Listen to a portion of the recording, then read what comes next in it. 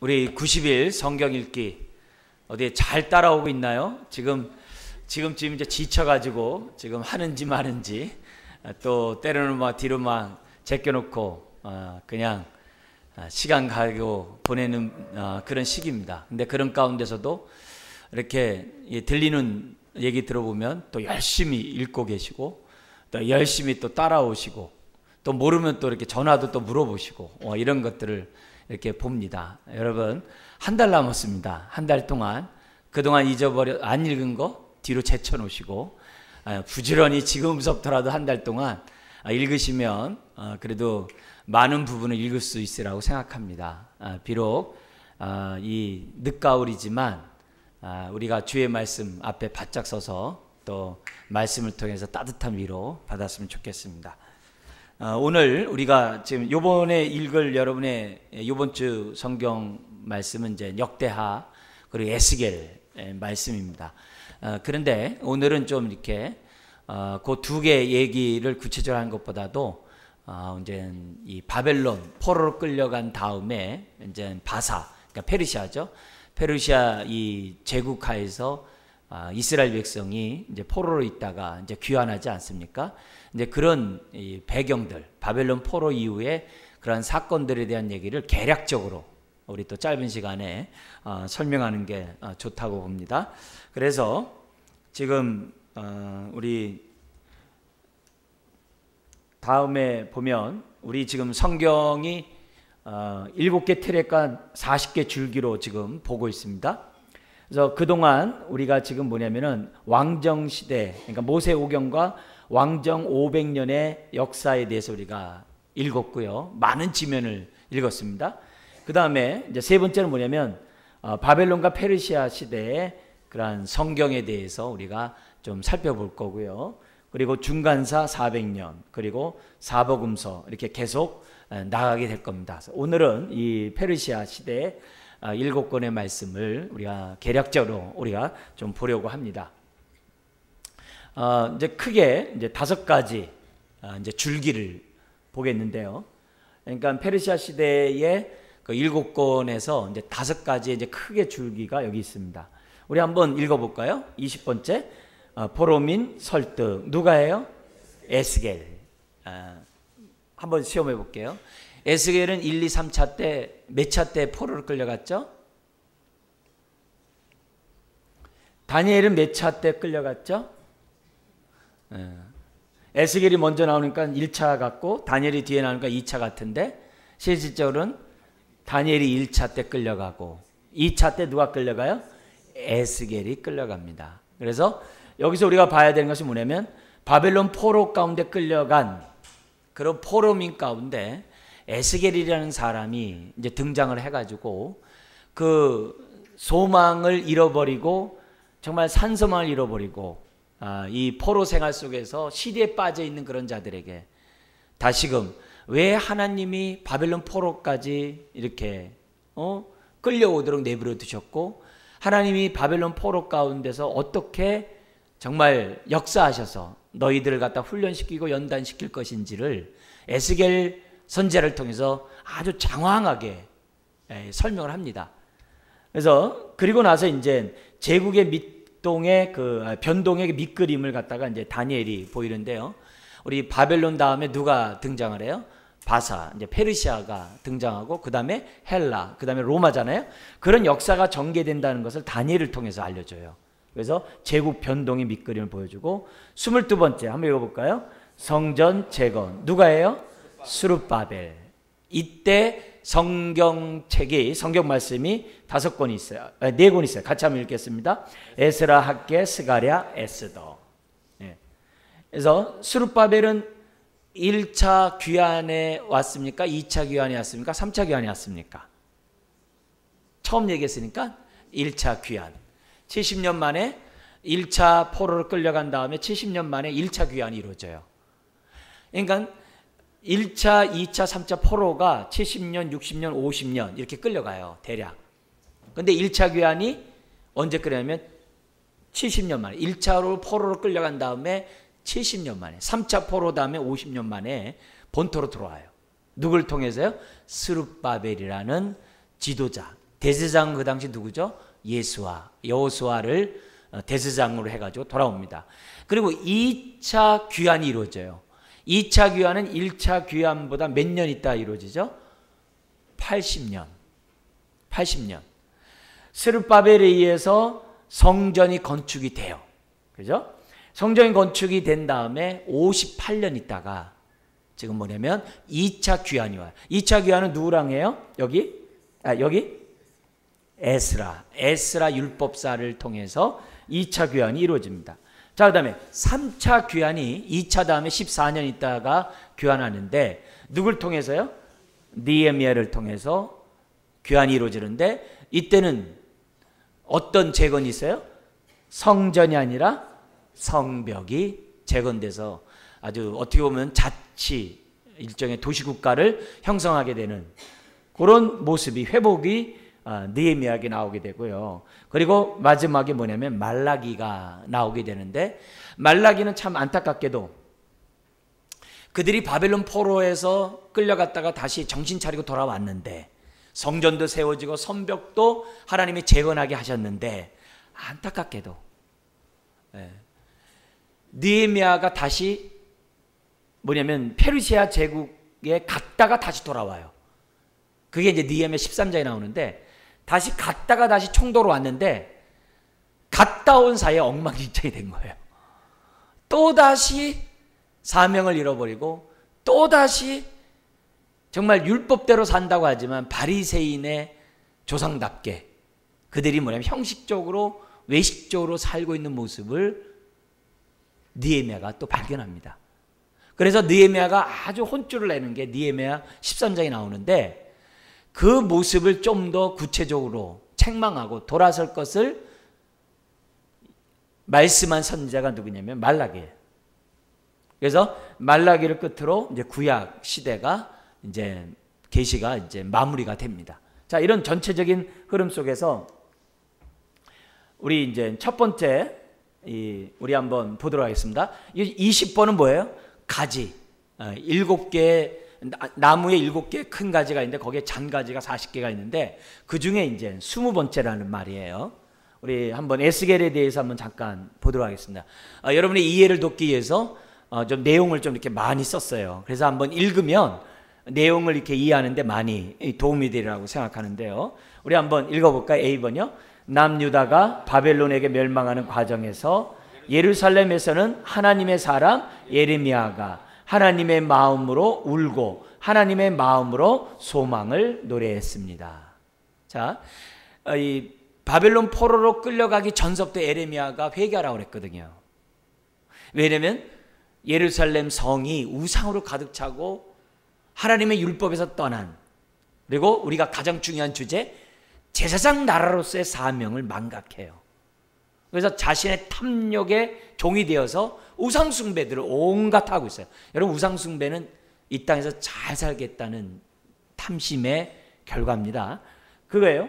근데 그래서 그 멸망하는 과정에서 눈물의 선지자 예레미야가 그 멸망해가는 그것을 보고 울어요. 더구나 3차 포로 때는요, 완전히 예루살렘 성과 예루살렘 안에 있는 성전이 완전히 다 불타버리고 정말 아주 비참한 모습으로 이게 정말 예루살렘이 파괴되거든요. 그걸 본 거예요.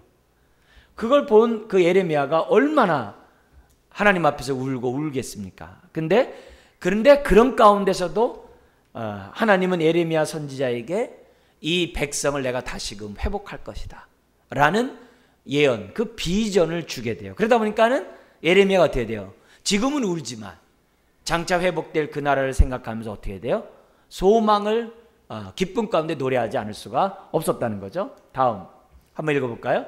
예레미야가 울다가 소망을 노래한 이유는 예루살렘의 모든 사람들이 다 질면되지 않고 그래도 바벨론으로 이미 1, 2차에 끌려갔던 남유다 포로들이 남은 자로 살아있다는 사실을 알았기 때문이에요. 하나님의 약속을 받았어도 현실이 아무것도 없으면은 절망이잖아요. 근데 바벨론 포로로 끌려간 사람들 가운데 많은 사람이 살아있다는 거예요. 그냥 살아있을 뿐만 아니라 잘 살고 있는 거예요. 잘 살고 있는 거예요. 그러니까 그런 걸 보니까는 하나님이 주신 그러한 예언과 함께 현실을 보니까 마음이 어떻게 돼요? 위로가 되잖아요.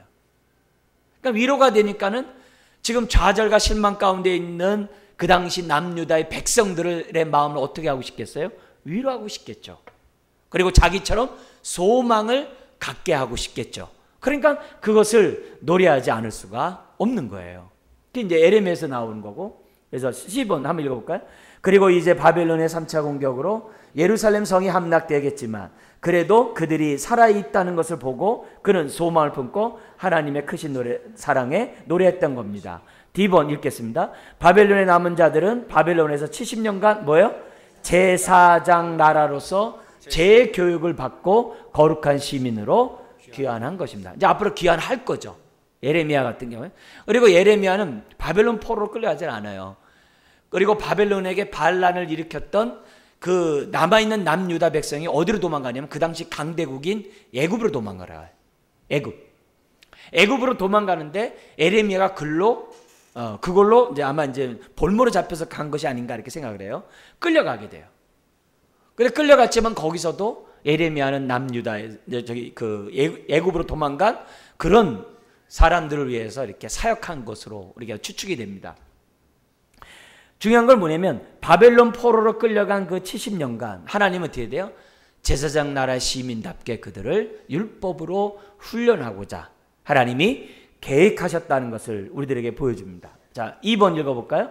이후 예레미야는 바벨론으로 끌려간 사람들에게 계속 뭐예요? 편지를 보내 하나님의 본심을 전합니다. 그리고 불타버린 건물 성전보다 중요한 것은 하나님의 뭐예요? 새 언약, 마음의 언약임을 계속 강조해요. 그래서 에레미야에 보면은 그 언약에 대한 말씀들이, 평화의 언약에 대한 말씀들이 계속 반복적으로 나옵니다. 그러면서 그러니까 뭐냐면 건물이 중요한 게 아니라 하나님과 나와의 관계가 중요하다는 거예요. 지금도 마찬가지죠. 우리가 눈에 보이는 교회 건물이 중요한 게 아니라 저와 여러분들이 그리스도의 자녀가 된 것이 중요하잖아요. 언약 백성이 된 것이 중요하잖아요. 그걸 강조를 해요. 이 사실을 2차 바벨론 포로로 끌려가 있었던 에스겔 선지자가 바벨론에서 남유다 사람들에게 그걸 어떻게 돼요? 깨닫고 에스겔은 남유다 포로 가운데 끌려온 사람들에게 계속 예레미야가 발견한 그 소망을 얘기를 해요.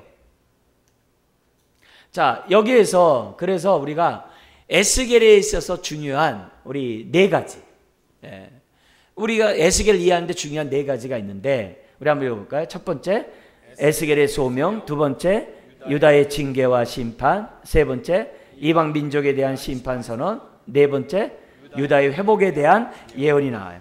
자, 먼저 소명을 잠깐 보면 에스겔이 25살에 1차, 2차 언제 끌려가요? 2차 때 끌려가요. 1차 포로 때는요, 그래도요, 바벨론이 자기가 정복한 나라에 똑똑한 청소년들을 이렇게 추려갔어요. 그리고 그 추려온 그 청소년들을 갖다가 바벨론화, 우리 옛날에 일제시대 때 보면 일본화 교육을 시키는 것처럼 바벨론화 교육을 시켜요. 똑똑한 아이들. 그래가지고 그 아이들을 자기가 통치하는데 최전방에 일꾼으로 삼고자 바벨론에서 아주 똑똑한 청소년들만을 거의 추려서 가져갔어요. 그러면서 1차 포로 때는요, 그렇게 막 이렇게 뭐랄까 막 무슨 뭐 살인과 막 이렇게 뭐 심한 이런 것보다도 이 바벨론 포로 끌려간 사람들이 그래도 어떻게 돼요? 대접을 받아요. 심지어 어느 정도 대접을 받냐면 왕이 먹는 음식을 같이 먹어요. 그 정도로 아주 엘리트 젊은 이들을 갖다가 끌고 갔던 게 1차 포로예요. 근데 반면에 2차 포로로 깔렸을 때는 에스겔을 비롯한 우리 옛날에 일제 거기 우리 임진왜란 때 보면은 막 기술자들 끌고 갔잖아요. 기술자 끌고 가잖아요. 굉장히 뭔가 이렇게 학식 있고 막 이런 사람들 끌고 가잖아요. 그런 것처럼 2차 바벨론 포로 때 아무나 끌고 간 게 아니에요. 써먹을 사람들을 끌고 갔는데 특별히 뭐예요? 기술을 갖고 있고 뭔가 정말 배운 사람들을 끌고 갑니다. 거기에 이제 누가 껴 있었냐면 에스겔 선지자가 지금 뭐냐면 껴 있었던 거죠. 그러니까 사실 이 에스겔은 뭐예요? 제사장이었어요. 제사장 사람이었는데 가가지고 제사장으로서 뿐만이 아니라 뭐예요? 선지자의 역할을 했던 사람이 에스겔이었던 것을 보게 돼요. 그래서 에스겔은 이 10,000명에 있는 사람들과 끌려가지고 그발 강가에서 온갖 고역을 다 이제 감당하게 돼요. 그래서 그 고역을 당하는 그런 가운데 백성들이 얼마나 좌절과 시리 가운데 있겠어요. 그리고 특별히 자신들이 믿고 있는 하나님에 대해서 얼마나 원망과 불평을 하겠어요. 그런 자들에게 예레미야의 회복에 대한 소망을 전하면서 뭘 얘기하냐면 하나님에 대한 오해를 풀어주려고 해요. 그래서 그게 이제 두 가지가 있는데, 하나는 뭐냐면 그들은 하나님이 다른 신보다 약해서 힘이 없어서 바벨론 포로로 끌려가는 것을 구해주지 못했다라고 오해를 했어요. 누가요? 남유다로 끌려온 자들이. 우리도 그럴 수 있잖아요. 우리가 어려운 일을 망하면 우리 하나님이 힘이 약한가 보다, 우리 하나님 날 도와주지 않는가 보다, 이런 생각한 것처럼 포로로 끌려온 사람들이 그렇게 생각해요. 두 번째는 자신들이 이렇게 잘못되고 바벨론 포로까지 끌려오게 된 이유가 자신들의 죄보다도 조상들의 죄 때문이라고 그들이 이제 생각했다는 거예요. 그래서 거기에 대해서 에스겔은 뭐냐면, 아니다, 너희들이 끌려온 이유는 뭐냐? 제사장 나라답지 못했기 때문에, 사명을 잃어버렸기 때문에 하나님이 너희들을 불어버린 거라는 거예요. 그래서 하나님이 이런 바벨론 포로로 끌려오게 한 이 자리에서 뭐예요? 정신 차리게 해서 다시금 제사장 나라의 시민으로 거듭나도록 우리들을 갖다가 이처럼 바벨론 포로로 끌려오게 했다라고 설득시켜요. 누가요? 에스겔이. 지금 에스겔은 뭐예요? 자신도 포로의 신분이에요. 똑같은 입장에 있는 사람들에게 권면하고 우리가 잘 교육을 받아서 다시금 70년 만에 귀환할 것을 지금 뭐냐면 사람들에게 권면하는 이런 장면이 지금 이 에스겔에 나와 있는 그러한 소명이고 거기에 나와 있는 얘기들입니다. 그래서 결국은 이 에스겔에 의해서 바벨론에 의해서 에스겔에 끌려왔지만, 에스겔은 그런 환경 속에서도 하나님의 선지자로서 하나님의 말씀을 전하는 자기 위치를 지키고 있었다는 게 에스겔이에요. 그래서 우리가 에스겔 말씀을 보면요, 절망 가운데서도 하나님의 예레미야의 그 비전의 말씀을 붙잡고 좌절하지 아니하고 자기 스스로가 어떻게 돼요? 제사장 나라로서, 왕같은 제사장으로서 우뚝 서게 할 뿐만 아니라 다른 사람들을 제사장 나라의 시민답도록 세우고자 했던 그 사역에 대해서 우리들은 어떻게 돼요? 도전을 받아야 되고 그런 삶을 본받아야 되고, 지금도 사명 없이 살아가는 사람들, 그러면 어떻게 돼요? 바벨론 포로로 끌려가듯이 그냥 훅 날아가 버릴 수 있거든요. 그런 자들에게 그런 삶을 살 것이 아니라 제사장 나라답게 살 수 있도록 하자고 이렇게 격려하면서, 특별히 우리 교회는 서로에게 제사장 나라로서의 사명을 감당하는 우리가 되어야 한다고 서로 독려해야 돼요. 그렇지 않으면 우리 바벨론 포로 역사인 것처럼 한 번에 훅 날아갈 수 있어요. 네. 한 번에 우리의 신앙이 모래 위에 지은 집을 지은 그런 인생과 다를 바가 없다는 것을 에스겔은 우리들에게 이제 보여준다는 거죠. 그러면서 우리가 그 다음에 우리가 봐야 될 게 뭐냐면 다니엘이라는 인물입니다. 같이 한번 읽어볼까요? 하나님은 에스겔을 통해 바벨론 포로들에게 하나님은 악인이 죽는 것을 기뻐하지 않고 악인이 죄의 길에서 돌이켜 하나님께 돌아오는 것을 기뻐하는 분이라는 사실을 말해주었고 그들은 깨닫게 돼요. 에스겔을 통해서 이제 깨닫게 돼요. 그 다음 보면, 그러자 그때부터 포로들은 다른 나라에서 끌려온 포로들과 달리 바벨론에서 월등하게 많은 사람이 살아날 뿐만 아니라 고위직으로 진출을 해요. 대표적인 사람이 누구예요? 다니엘이죠. 그래서 다니엘이 총리까지 높은 자리에 올라가는 그런 사람이 됩니다. 여러분, 다니엘이 총리가 됐다는 얘기는요, 다니엘을 비롯한 남유다 백성들의 어떻게 돼요? 수준이 어떻게 돼요? 올라갔다는 걸 얘기를 해요. 함부로 그 총리의 그 족속을 갖다가, 그 민족을 갖다가 함부로 대할 수 없다는 거예요. 그 당시 127개의 큰 나라가 연합된 게 바벨론 제국이거든요. 그 정복해가지고 한 게. 거기에 총리, 3대 총리가 있었는데 거기에 다니엘이 있었다는 건요, 이거 굉장한 신분의 위상을 우리들에게 보여주고 있거든요. 자, 그러면서 10번 읽어볼까요? 에스겔보다 먼저 1차로 끌려온 포로들이 나들 중에 다니엘이 있었고, D번 1차 포로 때에는 바벨론이 정복한 나라들을 바벨론 방식으로 통치하기 위하여 그들이 점령한 여러 나라들에서 똑똑한 청소년들을 데려갔어요. 자, 근데 2번 같이 한번 읽겠습니다. 포로로 끌려온 다니엘은, 잘 보세요. 포로로 끌려온 다니엘은 그 다음 그곳에서 예레미야의 뭐예요?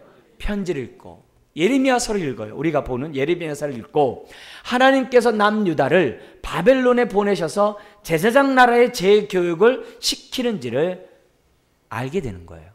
그 다음 또한 하나님은 다니엘에게 바벨론 제국의 수명과 그 후 이어지는 제국들이 어떻게 변동될 것을, 역사가 어떻게 바뀔 것을 미리 알려줘요. 그래서 바벨론 시절에서도 박수장이었잖아요.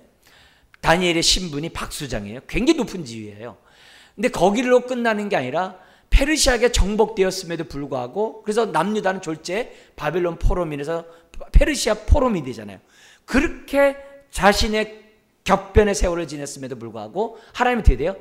다니엘을 또 높게 하셔서 하나님이 역사하신 것을 이제 보게 됩니다. 그래서 다니엘서에서 중심적인 이 내용이 뭐냐면 5가지인데 한번 읽겠습니다. 첫째, 포로로 끌려간 다니엘. 둘째, 내 짐승 환상. 세 번째, 사자굴 속의 다니엘. 사자굴 속의 다니엘 있을 때 그 황제의 이름이 누구죠? 다리오 왕. 1차 귀환 때 황제의 이름은 누구죠? 고레스. 고레스 때 1차 귀환했고, 여기서 뭐냐면 사자굴에서 살아남았을 때 했던 사람이 뭐냐면 다리오 왕. 근데 이 다리오 왕이 어떤 역할을 해요? 어떻게 하냐면 1차 귀환한 이스라엘 백성이 성벽을 성전을 건축하다가 사마리아 사람들을 비롯한 사람들의 방해를 받고 16년 동안 멈춰지게 돼요. 근데 학계 스가랴에 의해서 성전 건축이 다시금 이루어지게 되는데, 그때 그 성전 건축을 허락해 준 왕이 누구냐? 다리오 왕이에요. 어떤 다리오예요? 사자굴에 빠졌던 다니엘을 보고서 꺼이꺼이 울었던 다리오 왕이 모든 배후에서 역사를 해요. 그리고 이제 다니엘의 기도 있잖아요. 그죠?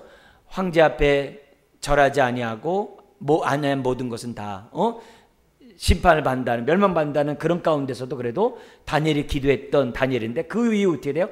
계속 기도를 해요. 기도를 하니까 어떻게 돼요? 세일에 또한 사단이 하나님의 소식을 가까운 천사를 막았다 할지라도 결국은 뭐냐면 세일에 만에 받은 그 하나님의 말씀을 가지고 세상이 어떻게 돌아갈 것을 다니엘은 이제 보게 되죠. 그리고 또한 5번째, 미래에 대한 환상을 이 다니엘서를 통해서 우리에게 보여줍니다. 자, 여기서 우리가 바벨론으로 끌려간 다니엘의 태도예요. 다니엘이 10대에 끌려가지고 황제의 음식을 먹는데 다니엘이 어떻게 돼요? 뜻을 정해요. 어떤 뜻을 정해요? 우상에게 바쳐진 음식 안 먹겠다. 그 말이 무슨 말이에요? 제사장 나라 법대로 살겠다, 이 말이에요. 우상의 제물을 먹지 않겠다는 것은 제사장 나라 시민답게 살겠다고 하는 선언이에요. 그게 다니엘이 10대 때서부터 벌써 뜻을 정하는 것으로 나타나게 되는 거죠. 그래서 내 짐승의 이런 환상, 이런 게 다 뭐예요? 바벨론 다음에 페르시아, 그 다음에 헬라, 그 다음에 로마 제국이 등장한다는 것을 우리들에게 이제 보여주게 돼요. 다니엘이 뜻을 정했을 때 하나님이 어떻게 돼요? 느부갓네살 왕에서부터 보호를 받게 할 뿐만 아니라 뜻을 정했을 때 다리오 왕 시절에 지금 자기를 시기 질투하는 많은 사람으로부터도 지켜주는 그런 역사가 다니엘서에서 나오는 것을 보게 됩니다. 그러면서 이런 미래의 환상을 통해서 뭘 보여주냐? 제국은 영원하지 않지만 제사장 나라는 영원하다는 것을 가르쳐주는 게 다니엘서예요. 오늘날도 우리는 이걸 보고 있죠. 그 다음에 우리가 성전 재건에 대한 1차 귀환에서 성전 재건을 보게 되는데, 스룹바벨 총독을 중심으로 이때 하는 게 뭐냐면 에스라, 학계, 뭐냐면 스가랴, 에스더예요. 근데 요 스룹바벨이 올 때는 에스라는 없어요. 그죠? 왜냐면 스룹바벨이 온 다음에 80년 있다가 에스라가 오거든요. 그러니까 윗사람이죠. 그러나 요 스룹바벨이 1차 귀환했을 때 사마리아에서 성전 건축이 방해받았을 때 건축을 독려했던 두 선지자 누구예요? 학계와 스가랴라는 사실을 우리가 기억을 해야 됩니다. 자, A번 읽어볼까요? 바벨론에서 페르시아에게 멸망하자 포로로 끌려간 남유다 사람들은 페르시아의 포로가 됩니다. 그런데 페르시아는 바벨론과 달리 포로들을 어떻게 돼요? 본국으로 돌려보내요. 그래서 그들은 뭐냐면 본국에 돌아가서 생활하면서 경제를 활성화해가지고 세금만 잘 바치면 됐어요. 그러면 동시에 그들에게는 정치적 자유는 주지 않았지만 종교적 자유를 허락을 해요. 그래서 자기네들이 섬기는 신들을 섬길 수 있도록 배려를 해주는 것이 페르시아 제국의 통치예요. 자, 10번 한번 읽겠습니다. 특히 고레스는 남유다의 매우 우호적인 자세를 취해서 남유다가 귀환할 때 바벨론 제국에서 빼앗아 온 성전 기물들을 어떻게 돼요? 돌려줘요. 자, 그리고 포로 귀환은 3차에 걸쳐 진행되었고 성전 건축이 1차 귀환 때부터 이루어지게 됩니다. 자, 근데 이렇게 성전 기물을 돌려주고 심지어는 어떻게 해야 돼요? 나중에 다리오 왕 때 성전 건축이 다시 재건되면서 제사에 필요한 모든 짐승과 물품들을 다 주고 심지어는 뭐냐면 남유다 예루살렘에 있는 세금까지 감면해 주라고 다리오 왕이 조서를 내려요. 왜 그랬을까요? 다리오 왕이 다니엘을 통해서 누굴 만난 거예요? 하나님을 만난 거예요. 그러니까 1차 귀환 때 그 모든 역사의 배후에서 지금 누가 역사하고 있는 거예요? 다니엘이 역사하고 있다는 것을 성경 우리들에게 가르쳐줘요. 자, 그러면 2차 이제 귀환이 이제 이루어지게 되는데요. 에스라 학사를 통해서 이제 2차 귀환이 이루어지는데 그때 배후에 역사했던 사람은 누구죠? 물론 왕입니다만 누가 있어요? 에스더 왕후. 왜냐면은 에스더 왕후 때 어떻게 돼요? 그때 황제가 누구냐면 아닥사스다 왕이거든요. 그러니까 황후예요. 그러니까 자기 아버지의 부인이 뭐냐면 에스더예요. 친자식은 아니야, 아닥사스다 왕이. 근데 그 옆에 또 누가 있어요? 느헤미야라는 술관원이 옆에서 배후에 역사하고 있는 거예요. 자, 그래서 여기서 우리들이 좀 봐야 될 게 뭐냐면 스룹바벨, 여기 이거 성경에서 볼 게 뭐냐면 이겁니다. 자, 첫 번째는 뭐예요? 1차 귀환과 성전 재건. 근데 16년 동안 외적 반대로 멈춰지게 됨. 근데 학개와 스가랴를 보내요. 너희들의 성전 건축이 멈추게 된 이유가 외적 방해만이 아니라 뭐 때문에요? 너희들이 하나님의 일보다 자기 일에 빠른 결과 성전 재료들을 갖다가 성전은 짓지 아니하고 자기 집이나 짓는데 너희들이 자기 일에 빠른 그 결과 이런 어려운 일들이 겪었다는 것을 깨닫게 하고 회개하라고 그래요. 그리고 나서 이제 뭐냐면 성전 재건의 기쁨이 이루어지게 됩니다. 그래서 이 두 선지자에 의해서 스룹바벨에서 성전 기근이 이루어지겠죠. 그리고 나서 이제 어떻게 돼요? 에스더 얘기가 등장을 해요. 그러니까 에스더 얘기가 등장하고 2차 귀환 80년 만에 다시 2차 귀환을 하면서 에스더 때문에 순조롭게 모든 것이 이루어지는 것이 여기서 우리가 봐야 될 성경입니다. 자, 그 다음에 3차 귀환 때 느헤미야 사건 같이 한번 읽겠습니다. 3차 귀환 때는 느헤미야를 통해 성벽을 재건합니다. 성벽 재건은 식민지 국가로서 매우 어려운 일이었습니다. 예루살렘에 관심을 갖고 있었던 느헤미야는 성벽이 무너진 상태로 방치된 곳에 큰 문제가 있다는 사실을 알고 총독으로 부임하여 재건을 합니다. 근데 느헤미야가 그냥 갑자기 이렇게 막 총독을 한 게 아니에요.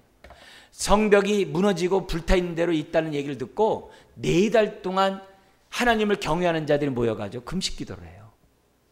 그래가지고 황제로부터 은혜를 입어서 하나님이 누구예요? 가장 많이 기도한 느헤미야를 보낸 거예요. 그러니까 항상 하나님은 기도하게 하시고 일을 하게 하시는 일이 있는데 그렇게 하게 하시는 그 배후에 누가 있는 거예요? 하나님이 계시다는 것을 우리에게 보여줍니다. 여기 느헤미야서에서 핵심 4가지가 있어요. 우리 첫 번째 뭐죠? 느헤미야의 기도. 재밌는 거는 13장까지 있는데 거의 10번 이상이 느헤미야가 어떻게 기도했는지가 기록되어 있어요. 그러니까 기도의 서신이라고 할 정도로 많은 기도가 있어요. 많은 어려운 일들을 기도 가운데 이겼다는 거죠. 그래서 3차 귀환이 2차 다음 14년이 이루어지고 성벽 재건인데 며칠 만에 이루어지죠? 52일 만에. 어떻게 성벽이 52일 만에 이루어져요? 전략이 뛰어났어요. 전략이 뭐냐면은 그 사람들이 유다 포로로 귀환한 그 사람들이 거주하는 지역을 중심으로 성벽 재건을 하게 했어요. 그러니까 이거 성벽 재건은 곧 뭐예요? 자기네 집을 다른 이민족으로부터의 보호를 의미했어요. 그래서 성벽 재건을 지면서 그 밑에 그 위에 사람들이 살 수 있도록 했기 때문에 52일 만에 자기가 맡은 영역만 그냥 힘싸우면 되는 거예요. 그래서 50일 만에 성벽 재건이 이루어지게 되고, 그리고 여기서 4번 같이 한번 읽겠습니다. 성벽 통독 집회와 성벽 낙성식이 이루어져요. 이게 무슨 말이냐면 이때 에스라 학사가 2차 때 왔잖아요. 14년밖에 안 됐다고 그랬잖아요. 에스라 학사를 모셔놓고 모든 유다 백성을 다 모아놓고 모세 오경은 일주일 동안 읽어줘요. 근데 그 읽을 때 그들이 말씀을 받을 때 자세가 의미심장해요. 앉아서 듣는 자가 아무도 없어요. 다 서가지고 일주일 동안 모세 오경을 들어요. 그리고 많은 율법사들에 의해서 어떻게 해야 돼요? 그 뜻이 뭔지 해석해줘요. 이게 속으로 모여가지고. 그래서 사람들이 질문하면 답해주고 다. 그걸 갖다 어떻게 해요? 일주일 동안 하면서 뭐예요? 모세 오경 읽어요. 그래서 다른 말로 하면 성경 통독 집회를 한 거예요, 이게. 네, 그거 하고 성벽에 대한 낙성식이 느헤미야에 나옵니다. 자, 마지막 말라기 볼게요. 자, A번 읽어볼까요? 느헤미야와 에스라의 사역을 제사장 나라가 사역으로 제사장 나라가 회복되었지만 머지않아 백성들이 또 사명을 잃어버려요. 우상 숭배와 안식일을 범하는 죄는 짓지 않았지만 하나님에 대한 열정은 식어지고 형식만 남아요. 그게 이제 느헤미야가 다시 총독으로 부임했을 때도 나타냈고 말라기 때도 나타나요. 10번 읽어볼까요? 그래서 하나님은 말라기를 보내어 마음 없는 형식주의를 책망을 해요. 그러나 그들은 회개하지 않아요. 도리어 뭐라고 그래요? 시작. 주께서 우리를 어떻게 사랑하셨나이까 라고 냉소적으로 반문해요. 하나님 우리 사랑하시는 거 맞아요? 이렇게. 그렇게 얘기를 해요. 하나님 우리한테 해준 게 뭔데요? 하면서 냉소적으로 오히려 반문을 하고 거기에 대한 답변을 갖다가 기록을 해요. 그래서 말라기서를 보면은 참 쓸쓸해요. 제사장 나라의 사명을 잃어버리니까 자기 일에 빠르게 돼요. 그래서 일신상의 유익을 구하는 그런 사람으로 또 바뀌어요. 그래서 우리가 이런 지금 벌써 보세요. 사명을 잃어버렸으니까 가나안 땅에 들어와서 어떤 시대를 맞이해요? 사사기 시대를 맞이하잖아요. 왕정 시대가 돼가지고서 또 사명을 잃어버리니까 어떻게 돼요? 남북으로 나뉠 뿐만 아니라 북이스라엘은 아수르에 멸망하고 남유다는 어떻게 돼요? 바벨론은 멸망해요. 그래도 하나님의 은혜 가운데 바벨론 포로로 끌려왔던 자들이 다시 돌아와서 성전과 성벽 재건을 했음에도 불구하고 또 사명을 잃어버리니까 또 어떻게 돼요? 아찔한 어둠의 시절을 또 맞이하게 돼요. 오늘 신약도 마찬가지죠. 저와 여러분들을 구원해가지고 이 자리까지 불러서 또 우리는 어때요? 수소은혜교회라는 이 정말 울타리 안에서 우리가 신앙생활해요. 여기서 저와 여러분들이 사명을 잃어버리면 어떻게 돼요? 자기 일에 빠른 자가 되겠죠. 결국 뭐예요? 저와 여러분들은 왕같은 제사장으로 부름받았으니 우리가 선교적 삶을 살아가는데 보냄을 받은 자로서의 삶을 사는 데 있어서 정신을 놓으면 안 돼요. 우리의 삶이 주의 말씀을 듣고 순종함으로 반석 위에 우리의 신앙을 세워가는 저와 여러분 되기를 주의 이름으로 축원합니다. 기도하겠습니다. 하나님 아버지, 오늘 우리가 하나님의 90일 성경 읽기를 통하여 다시 한번 바벨론 포로 시기 이후에 그러한 사건의 말씀들을 살펴봤습니다. 하나님의 말씀이 보다 더 친근하게 하시고 이해가 돕는데 유익하게 해주시고 뿐만 아니라 우리들의 삶 또한 제사장 나라로서의 사명을 망각하지 않도록 은혜를 더하여 주옵소서. 믿사오며 예수님의 이름으로 기도드리옵나이다. 아멘.